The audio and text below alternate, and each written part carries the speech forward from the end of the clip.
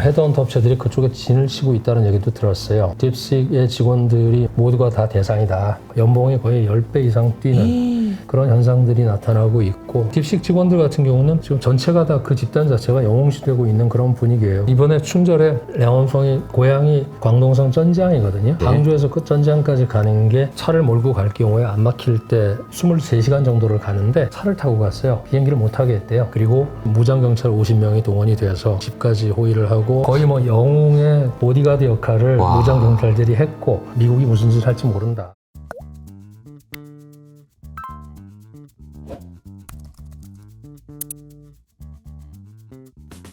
안녕하세요, 이호석입니다. 오늘은 신영관 대표님 모셨습니다. 안녕하세요. 안녕하세요. 대표님 한 2달 만에 뵙는데 네. 중국에서 또 여러 가지 이야기가 예. 많이 나오면서 중국에 대한 관심이 정말 요새 엄청나요. 그래서 어떤 이야기를 여쭤볼까? 근데 당연히 딥시크 이야기를 안 여쭤볼 수 없는 것 같습니다. 그 딥시크에 대해서 정말 많은 이야기가 나왔지만 실제로 중국 내부에서 이 현상을 어떻게 보고 있는지에 대해서는 아마 이제 모르시는 분이 많을 것 같아서 중국에서 어떻게 보고 있는지 이 내용을 좀 먼저 여쭈고 싶어요. 네. 딥시크 중국에서도 공전의 네네. 히트작이다. 그렇게 말씀드릴 수 있고요. 근데 이제 제가 볼 때는 좀 다른 각도에서 보면 낭만주의 시대가 도래했다. 낭만주의? 네. 이게 무슨 말일까요? 작년 이전, 그러니까 딥시크가 나오기 이전만 해도 AI 또는 IT 쪽의 투자업계에도 굉장히 현실주의적인 투자가 많았어요. 그러니까 투자를 할 때도 바로 몇 분기 내지는 1, 2년 내에 어떻게 캐싱아웃을 할 거냐, 어떻게 네. 돈을 현가화해서 빨리 네. 상장을 시키고 이런 쪽이었는데, DS가 나온 이후에 자체적인 반성이 물론 미국 쪽에서도 많은 반성들이 나오고 있지 않습니까? 과연 이 정도 물량을 투입하는 게 맞느냐, 뭐 GPU가 이렇게 고사양을 쓰는 게 맞느냐, 뭐 이런 얘기가 있는데, 중국 쪽에서는 오히려 이제 더 직접적이죠. 그러니까 미국으로부터 사서 쓰고 좋은 것도 못 사고 저사양을 갖다가 막 비싼 돈 주고 사야 되는 중국의 현실 속에서 딥시크가 가져온 어떤 작은, 굉장히 큰, 뭐 찻잔 속의 태풍은 아니죠. 큰 이런 변화가, 이거는 그쪽 입장에서는 조금 덜 써도 되지 않겠느냐, 오히려 애플리케이션이라든가 소프트웨어 쪽으로 더 가도 되지 않겠느냐, 이런 것은 이제 출발일 뿐이고, 실제로 그쪽에 투자업계 쪽에서 굉장히 유명한 구루들, 그런 친구들이, 그런 사람들이 모두 얘기하는 것이 정말 이제 자기들은 불가능할 것으로 봤던 것이 이루어졌다. 그리고 그것은 우리에게 어떤 이상을 실현시킬 수 있는 그런 것이 좀 더 다가왔다. 그래서 이제 아까 말씀드린 낭만이라는 게 어떤 뭐 현실 속에서만 보면 굉장히 뭐랄까 빡빡하고 힘든데, 그쵸. 이쪽에서는 지금 영웅이 탄생했다 이렇게까지 얘기를 하면 많이 들어보셨을 것 같은데. 영웅이. 네. 그렇죠. 영웅의 귀화. 근데 이제 영웅이 어찌 보면 우리가 이제 뭡니까, 영화 속에서 봤던 아이언맨.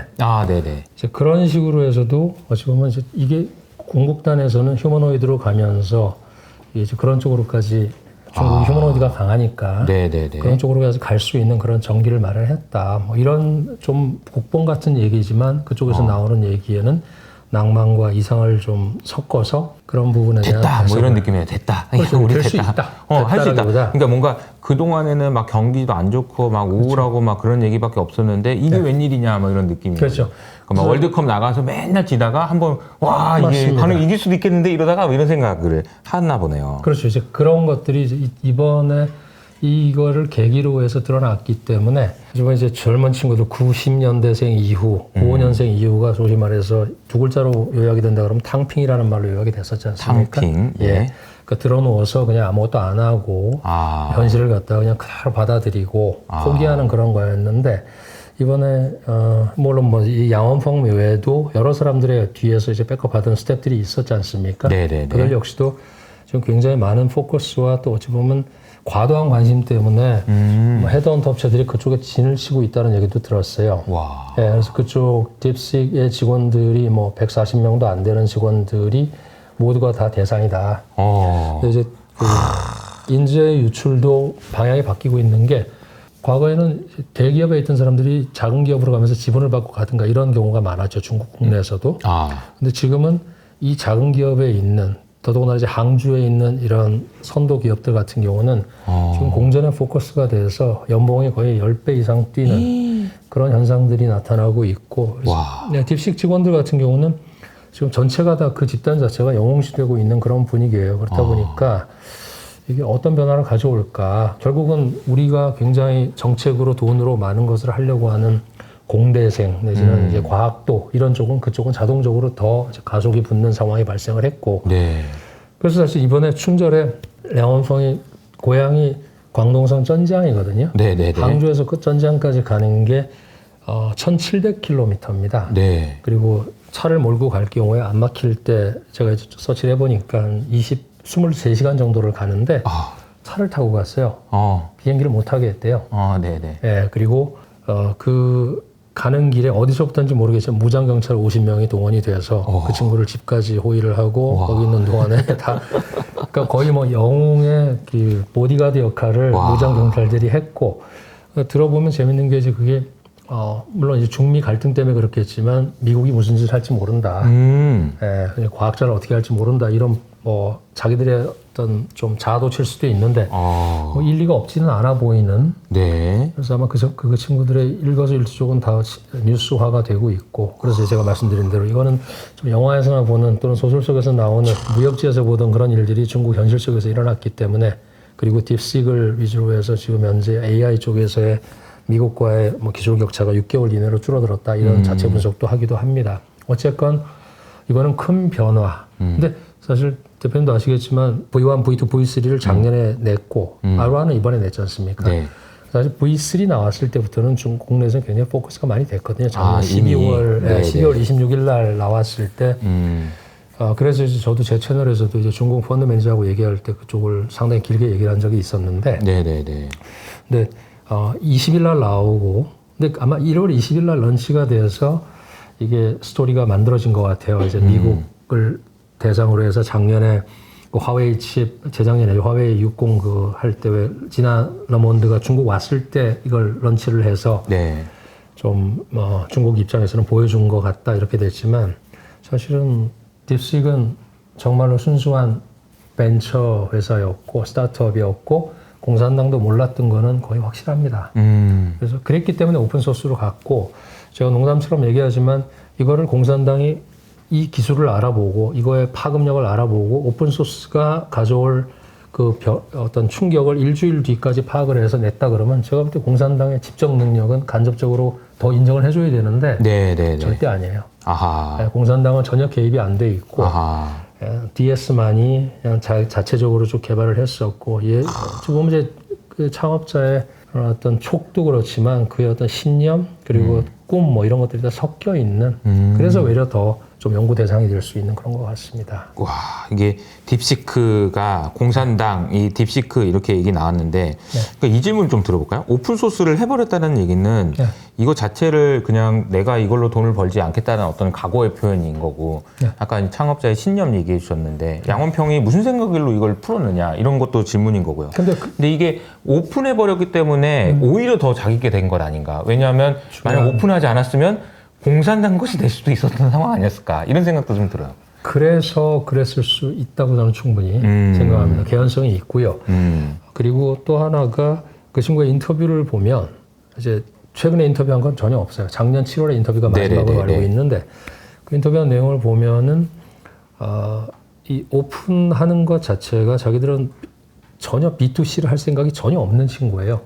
그냥 자기 거를 갖다가 B2B로 연결을 해도 나중에는 자기들이 어떤 사업 기회가 있을 수 있다는 거를 갖다 은연중에 비치를 했기 때문에 보여줬기 때문에 그게 이제 어찌 보면 딥식의 큰 빅픽처라고 할 수 있을 것 같아요. 예, 나중에 이제 뭐 어떻게 될지 모르는 거죠. 네. 돈 안 벌겠다는 얘기는 아닌 것 같아요. 그러니까 이걸 오픈한 걸로는 못 버는 거죠. 이미 오픈한 걸로는. 오픈한 걸로 못 벌죠. 그러니까 이제 새로 뭔가를 만들겠죠. 그렇죠. 그래서 자기 회사의 가치 자체가 지금 중국의 그 같은 동일한 이제 LLM 모델로 해서 이제 빅4가 있고 스몰4가 있고 중국말로는 이제 6마리 작은 용이 4마리 작은 용이 있고 4마리 큰 용이 있고 이렇게 구분이 되는데 걔네들의 밸류에이션보다 훨씬 더 많은 거를 얼마 전에 이제 루머로 끝났다고 알리바바가 얘기는 했지만 여기에 대해서 이제 10 빌리언의 US 달러의 가치를 때려버린 거잖아요. 그래서 이제 알리바바가 투자하겠다고 그랬지만 지금까지 이런 LLM 모델에서 스타트업에서 제일 큰 밸류에이션을 받았던 거는 사실 미니맥스하고 킴이라는 엔진인데 둘 다 이제 청와대 출신들이 만든 거예요. 네네.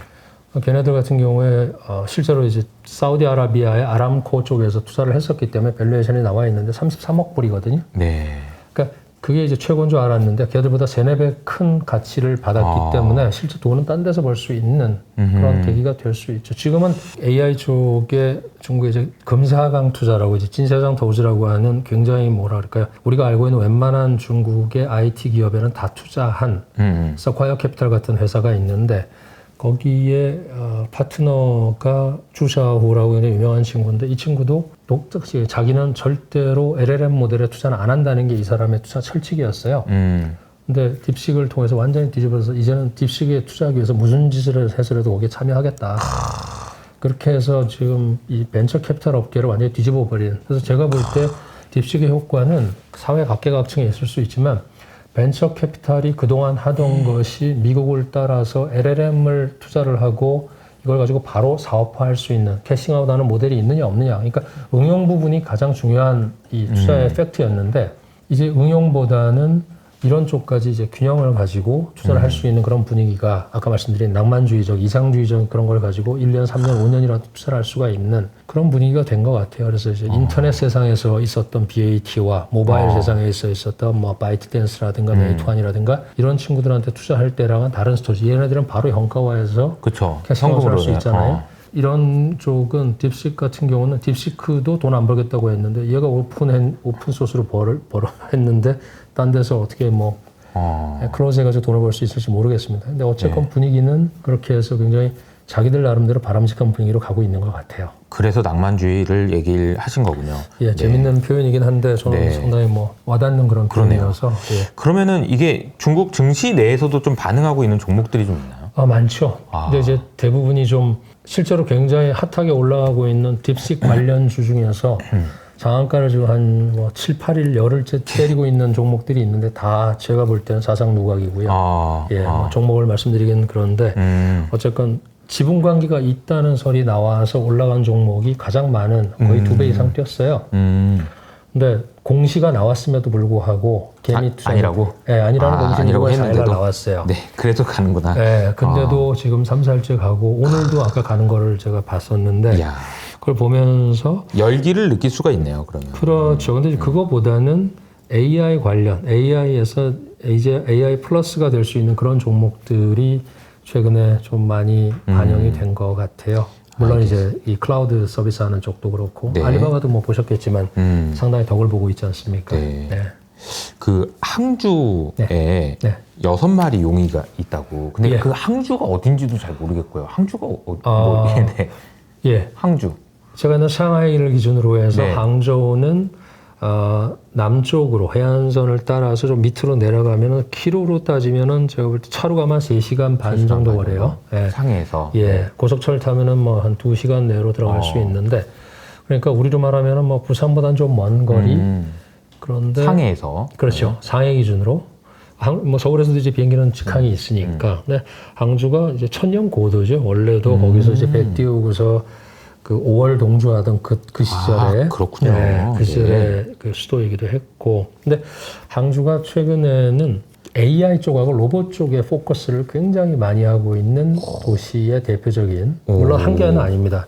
이제 북경에 이제 중관춘이라는 데가 있고 뭐 심천에 화창베이라는 데가 있고 그다음에 상해는 장강이라는 데가 있고 부어페이도 뭐 잘 아시겠지만 이제 그 패널 만드는 디스플레이 만드는 그 BOE죠.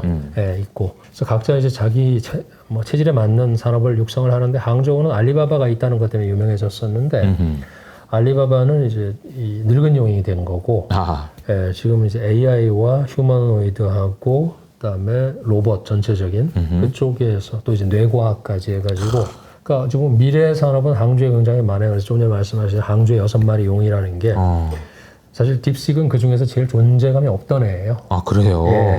그러니까 유니트리라고 왜 우리 로봇들 막 그 물구나무 서고 이번 춘절에도 맞아요. 난리 났어요. 저도 한번 소개해드린 적 있어요. 그런 그 유니트리라는 회사에 있고 또 로봇 계통으로는 그 친구 말고도 그 딥 로보틱스, 딥식하고 비슷한 이름이라서 딥 로보틱스라는 회사가 있고 그리고 매니코어라든가 또 브레인 컴퍼니의 CEO 같은 경우는 창업자는 한국 카이스트에서 공부를 했었어요.